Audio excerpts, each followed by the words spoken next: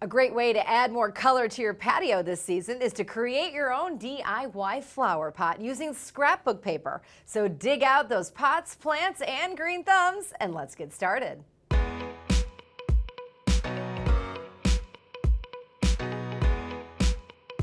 You'll need an old ceramic flower pot, scrapbook paper, decoupage, sponges, and polyacrylic protective finish. You can also add embellishments if you want. Cut the paper into strips, and using your sponge, add decoupage to the pot, and then add a piece of paper over it, and more decoupage on top. Repeat that step and cover the entire pot.